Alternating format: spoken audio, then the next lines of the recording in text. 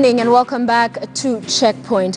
So last week, the mediation talks between Senate and the National Assembly collapsed over the Division of Revenue Bill, pretty much the bill that is supposed to decide how much money goes to the counties. And I want to bring to your attention a tweet by the Leader of Majority in the Senate, that's Kipchumba Murkomen. This is what he said following that development, that if the National Assembly proceeds to debate and pass the budget estimate and appropriation bill before the passage of a division of revenue bill that is agreeable to both houses, then it will be a violation of the Constitution. Division of revenue is a condition precedent to budgeting at both levels of government. So I want to bring in now Council of Governors Chairman Wycliffe Oparanya, who's joining us via phone, for his thoughts on this. Governor, thank you for making time for Checkpoint. So your thoughts, do you agree with Senator Murkomen? I do agree, and I think Murkomen has interpreted the law properly, because as the Council of Governors, this is not the first time that we have been denied money. Last time, you remember that the Senate was not able to pass that particular bill on time. So we were delayed to be given money for 3 months. Again, now, this time it has happened, and this is the first time these talks are collapsing because of the disagreement of the two houses. And we at the Council of Governors, we are having a meeting tomorrow. We are coming up with a decision on this particular issue. But what I can tell you that we are not going to accept to be given current money for the next 3 months while we will be paying people who are doing nothing in offices in terms of development. So we are going to insist that if the money is not available to us as required in law, then let counties collapse completely so that there is no expenditure until we get total money of recurrent and development money. So you're saying you will ask Treasury not to send the money which you are eligible to have at least a part of it, pending the agreement on another bill that will be presented? You see, in the past, and I'm telling you from experience, since I became governor, what has been happening is that they have been bringing only salaries. When we have really a dispute as like we are having now, and then we pay salaries and do nothing in offices. This is actually stealing people's money because we are being paid for doing nothing. So we are saying this time around, we don't want that money until that money comes together with development money. All right, let me bring it to the chairman of the budget committee. You were part of these talks that collapsed, and in fact, there was some movement. The National Assembly had gone up from the 310 billion, which it had said should go to the counties, to 316 billion. Senate going down from 335 to 327. So in contention is 11 billion. That is what you're finding the committee, the team, so difficult to agree on for the counties?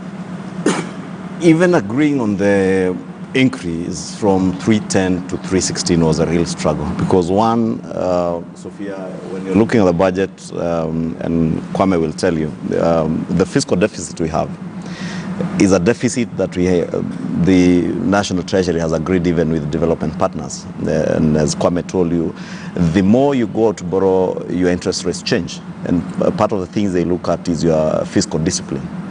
And you go out and promise people certain measures of fiscal consolidation and tell them you achieve a certain percentage of your fiscal deficit.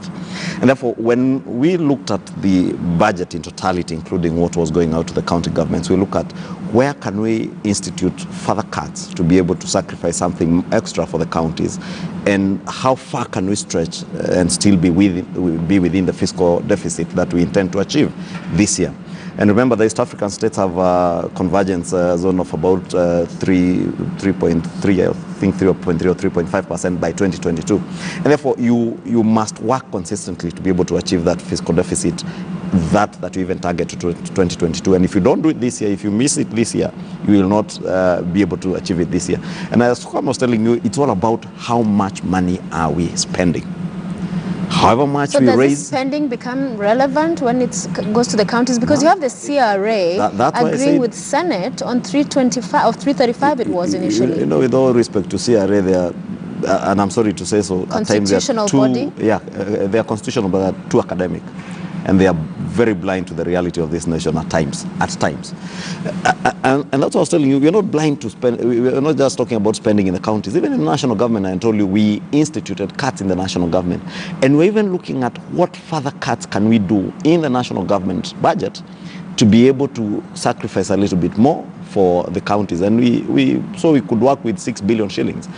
Our good senators were adamant at 327. They tried because they came from 335 initially, then they stuck at 327, and therefore the difference between 316 and 327 we could not agree, because as I was telling you during the break, it means this extra 11 and actually 17 billion, because work with 310, because that's what we had. So the extra 17 billion means you go out and borrow, or go out and tax Kenyans more to be able to raise another 17 billion shillings. Okay, Kwame, I'm keen to hear your thoughts based on what the chair is saying. The governor is now saying they do not want to just pay salaries, because then everyone gets to think they're okay. They want to bring a complete halt to operations in the counties. But that this forced quote-unquote austerity on counties, is it genuine? Are we seeing the same applied in the national government? Certainly not, to be honest. And I think sometimes the National Assembly is much tougher on the counties than they are on the national government. I mean, so for instance, let me tell you, there's a lot of waste that could be cut down on all sides of government, but specifically the national government that would issue this. Now, I'm not necessarily saying that the 327 must be met. It's true, we have serious constraints, and the earlier we accept and start to do that is. But if you look at it, so for instance, let me say, last year alone, the national government in the executive spent 4.1 billion, in 2017, 4.1 billion shillings on fuel. 4.1 billion shillings on fuel. Now that means we are spending close to 400 million per month on fuel in the National Assembly. 15 million shillings per day. I mean, how many liters of fuel are we really taking? It's clear that money is not ending up in pumps. It's very clear. Why aren't we doing that? Because the aggressive way in which the counties are being advised to improve their revenues and to cut is not being shown on the other side. So this is a question of the lack of balance. And I understand when Governor Oparanya says we are being bullied. It's true, and the National Assembly accepts it. Somehow, in collusion with the Treasury, starts to make it look like every shilling that's being spent by the counties are waste, and the ones that are spent on this other side for all manner of things are not necessary. So I see this absence of fairness as the reason for this kind of intransigence. It does not help anyone, because whatever happens, these talks collapse. Our constitution requires us to have this, and last year there was a court case which decided that actually we are supposed to have had this agreement. So we are really in violation. If the laws still matter, we are really in violation. And no side should think, thump their chest and think we are winning, because no one is. No one is. We are still going to have to come up here and agree, especially because the constitutional principles requires us to actually have equitable sharing. And my view is that this is something that could be done through persuasion. So if there was less arrogance on the part of the national government, listen to, yes, I'm serious, and the National Assembly, and listen to the counties, it's very, very clear. In terms of temperament, the National Treasury and the National Assembly are even showing contempt to the senator. And that represents one of the reasons why the Senate feel, look, we've been bullied for too long, so right now we are going for brinkmanship. It will not help anyone, but it's a difficult political thing. It must be unwound. Before you give your thoughts, Mheshimiwa, I want to wind up for our viewers who are joining us on KTN Home. Our time is up on the Home channel. You can switch over to KTN News, where this interview continues right now.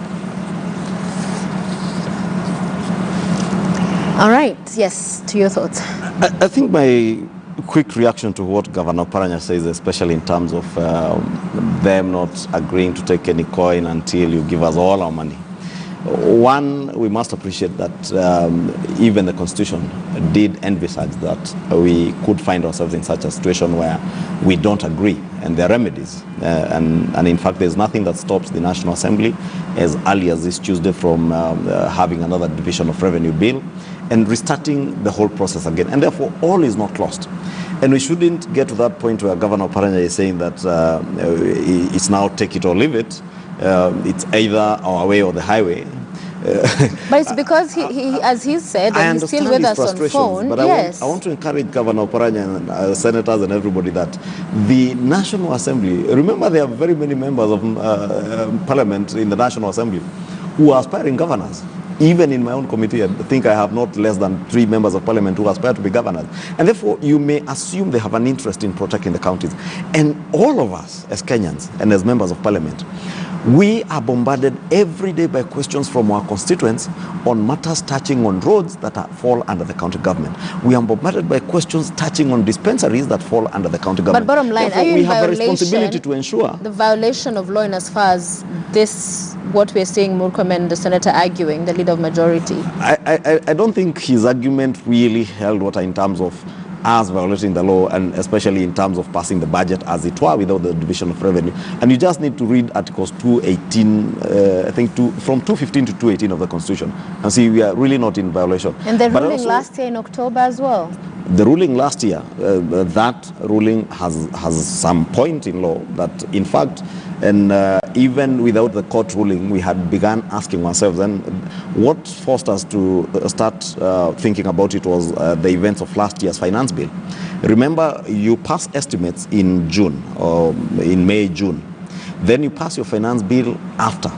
And it is a finance bill that is financing these estimates. So we started asking ourselves, shouldn't we either be doing them concurrently or one ahead of the other, so that by the time you are budgeting on your expenditure estimates, you know how much you expect to raise in terms of even the laws that you have passed.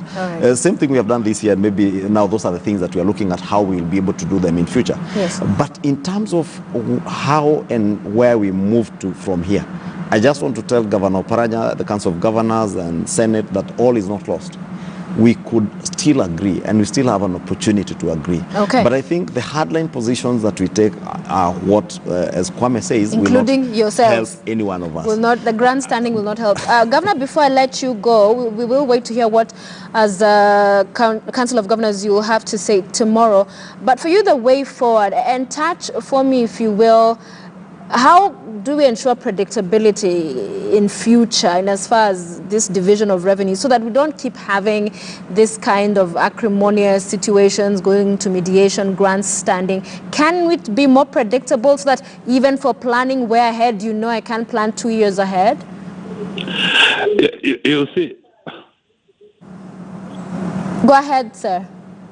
Yeah. You see, the problem we have is what Honorable Ichung'wah has just been saying, that they decided that there was a deficit in the budget, and that deficit, everybody had to forgo something. And I'm surprised this forgoing is only to counties, because even Ichung'wah himself knows very well that CDF was actually increased. And if CDF was increased, and they wanted to deal with the deficit, how come that CDF is being increased and the other expenditure is being increased? Borrowing is being, they are still borrowing left, right, center. And then they decided that now they have to deal with the counties. I think we did a mistake to allow National Assembly to start preparing budgets for this country, because they have interest. And I think the treasury now is using that excuse to push us to the wall in the name that MPs have decided. MPs do not understand the economy of this country. So that is an executive function that should not be given to MPs to decide where money goes, but they should only guide that this is the area that we feel money should go, but they should not decide how much goes there. That responsibility should be left to the to the executive, because the executive have experts to determine what goes where. Okay. All right, Governor, thank you. Thank you so much for making time for Checkpoint this evening. We will wait for that press briefing tomorrow. Thank you for being with us this evening. So, conflict of interest is what Governor is saying there.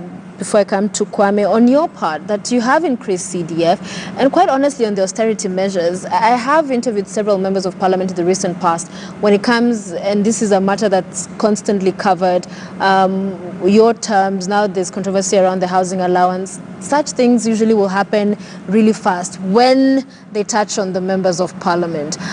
When the executive creates the president, the position of CAS, many members of parliament argue we don't know what these people do. But that continues to just eat in and build on that wage bill. And we're not seeing those tightening of the news on that part. And so isn't his argument merited? Why just them? I think those are some of the issues Kwame was telling you, a propensity to spend money. And probably is a cultural thing with this country, or I don't know.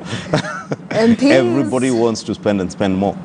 But nobody thinks about what I want to spend, where is it going to come from. But we've elected you to think about it. And we think about it, and that's what I want to tell Governor Paranya, Sophia, and he did mention, it's true, CDF was added, just like it was added last year. Remember, CDF is governed by a law, the CDF Act that was reviewed in 2015. Just like the money that goes to county is anchored in the Constitution, that you cannot send, it says, I think, not less than 15%. And what is going to the counties today is not less than 15%.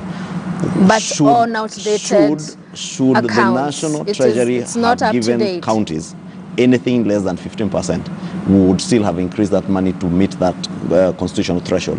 CDF was given less than the 2.5 that is provided for in the Act, and therefore it was increased to meet that threshold of 2.5% of the revenues that are raised nationally. Therefore, one, don't just look at it in terms of what members of parliament increased then, because I told you there were also numerous cuts, numerous reallocations also, even from one ministry to the other, where you find that this ministry wants to implement this particular program and they are ill prepared, or they don't have a good legal framework to do it, and therefore there is a likelihood that money could be lost. And I'll tell you, it's a real fight, including now, even as we move to the appropriations bill on Tuesday. I have not less than 10 amendments coming from the National Treasury objecting to what members of parliament had done in their committees. And therefore, and we engage with the committees, we engage with the National Treasury and agree. And it's the same thing that I want to encourage the counties and Senate, that we can still kickstart this again, and we will still agree. Either way, we have no choice but to agree. In one way or the other, we must agree. And we will agree. And we must agree on a figure that doesn't hurt the economy, a figure that doesn't hurt the counties. 11 billion will hurt the economy, where a trillion is set to be stolen. Sophia is also good, to be honest. In the last 6 years since the advent of devolution, there is not a single year, I think, that we have met our revenue targets, our revenue projections. And remember, we give counties money not based on actual money collected, but based on revenue projections.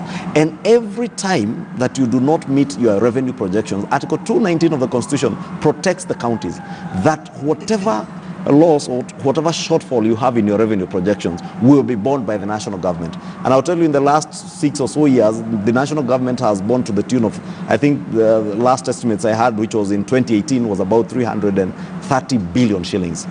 Two, remember, every time Treasury comes in and tells Parliament, like they did this year in the first supplementary, that we are not able to meet our revenue targets because of what you have done in Parliament in the finance bill, we must institute austerity measures. Those austerity measures, except the county of Bungoma under Governor Angamati, that instituted austerity measures, not another single county in this country, even with the hard economic times, instituted even a single austerity measure.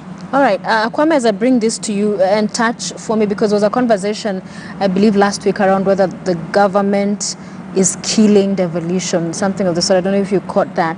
But also that with the Big Four getting over 400 billion shillings in allocation, and the three of these Big Four are devolved functions. So do you get concerned that in as far as the sharing of this cake, there's a lot of hesitance to actually take it as was desired by Kenyans, power, resources closer to the people. Okay, if you allow me to just let me speak about the last comment that Governor Paranya mentioned, and I think his frustration, it's true, as Honorable Chunga said, that our frustration can sometimes lead us to try and reverse constitutional reforms that we have that are working well. Right. In a constitutional country, in a constitutional order, it is the business of Parliament to examine taxation and expenditure. So we should not be envious of Parliament doing that. We can try to actually give them our very robust responses when we think they have not shared it equitably as the Constitution requires. Right. But to take back 3 trillion trending to be, 3 trillion shillings spending to be done by the Treasury would be a disaster for political reasons, and we have a history of that. I don't think we should go back there. So Governor Oparanya should maintain his temperament and actually rise above this and try to continue to speak properly. Now, coming down to the question about is government trying to kill devolution? The business of sharing revenues between national and county government is necessarily political. I think we haven't geared yet well enough because it also involves actors. And my view is that the biggest threat to devolution is that acrimony between the leaders of the National Assembly and the Senate. Because the National Assembly and the Senate sometimes act as if they are siblings and they are this sibling rivalry. Each of them wants to be closer to the Treasury. When the truth is, they should be collectively have oversight over the Treasury. So when that happens, I think that's the bigger threat. I don't think the National Executive, for instance, has an interest, even if they have an interest in keeping more resources, and they do it. So the Ministry of Health, most functions are devolved. The Ministry of Health in Nairobi still spends more money than all counties put together. That cannot make sense. It doesn't make sense. It doesn't make sense. If their function is entirely policy and all that, it doesn't make sense. And why Parliament never puts them to task, I just don't understand. So even if they chose to, because we have a constitution that protects counties reasonably well, I think the point for us is actually just to ask ourselves and listen a little bit more. I don't share, because when people say that, as you say, that the CRA is too theoretical, they have a reason. The Constitution has given them a reason to be, including theoretical, to try and do that. So you know, one of the things that's one of the things that people read as Parliament being such a rogue Parliament and being contemptuous of other constitutional institutions. You guys need to tone down and actually discuss with each other as adults. The CRA has nuggets of wisdom that Parliament itself could benefit from, including asking them, look, how do we impose austerity? Or how do we ask for austerity? Rather, not austerity, I don't like the language of austerity, reasonable spending and cutting of waste among the counties and also in the national government. And the wisdom, the collective wisdom of our constitution is not realized because people are too interested in being bossy. And the National Assembly and the Treasury, to be honest, take the top prize for bad reasons. For bad reasons. In oversighting the counties, I think you can't say more about the role of Senate in oversighting the county and ensuring that actually all the money that is devoted to those county governments. And I think you've seen what has been happening in the Senate committees when they call governors to those committees. And really, we must begin asking ourselves, are we as Kenyans getting value for the money that is going to the counties? Just as we ask ourselves in the National Assembly, are Kenyans getting value for the money that is being devoted to ministries and agencies of government in the national government? But to the point Kwame was making around when devolved functions, you still see a lot of the funds maintained at the national government. Isn't that something that needs to be checked? Because, for instance, with food security, one of the things that really sticks out is still so much money going in there. You had the Galana Kulalu was touted as the solution to our insecurity in terms of food problems, but you know, that is now a white elephant, forgotten. There's now still more money going to all manner of things and new projects being launched. Where is the National Assembly in all this? Doesn't the government need to have that oversight of, okay, you're going to do this big four, but at the end of the day, there must be accountability. If something is not working, we can't keep saying big four if it's not making sense. I think, Sophia, I can't agree more with you and Kwame on that particular point. And when you began, I told you sounded like someone who had carefully read through our report. And I think in one of the pages, if you read the report again, you'll see that we've actually raised that point, that there ought to be a very clear collaborative framework between the national government and the county governments, especially in the implementation of the Big Four, because of those two Big Four agenda items, food security or agriculture that is devolved, and healthcare that is devolved. Not to forget that there could be commitments that are still with the national government in terms of the Ministry of Health, commitments that they entered into and they are still paying for, and even those in agriculture. But even once we are done with those commitments and as we move on, we even have when told, the commitments don't make sense, like the no. when the governors argue once they've never in a seen contracts contractual managed agreement, equipment once in a services. contractual agreement, I can give you the case example maybe of the managed equipment services program. Is a contractual agreement, is one of the issues that actually the Senate had amended and removed the 6.2 billion that is going towards the MES program. And eventually when we sat down with the senators in the mediation committee, that's one of the points that we agreed with them, that indeed, because of the contractual agreements are there, this money ought to remain. And there are very many such similar cases. And therefore, you don't just look at the overall budget of the Ministry of Health and assume that it's all money that is going to new spending. Indeed, I doubt there could be very few new projects. I think since the embargo by the President and National Treasury on new projects, there are hardly any new projects. I'll give you one case example in the Ministry of Health. No, that's under Public Works, but it's something that touches on healthcare. A hospital in Nairobi, in this county of Nairobi, I think somewhere in Korogosho in Mathare, or Mathare in Embakasi, on Bogakuya's constituency. A very huge hospital, that huge resources had been devoted into that hospital 11 years ago. It's a stalled project that has been there, but in this year's budget, we made sure that there was, I think, about 549 million shillings devoted to the completion of that hospital. And we could argue the county government of Nairobi should take over that hospital and complete it. But we appreciate that the resources that are going to the county government of Nairobi may not be adequate to finish that hospital, finish Mama Lucy. But the challenges that bedevil KNH here are challenges that you can help by having another huge hospital like that one in Mathare that will help alleviate the suffering of the people of Nairobi. Therefore, there are also resources that are in the national government that are also going indirectly to our counties.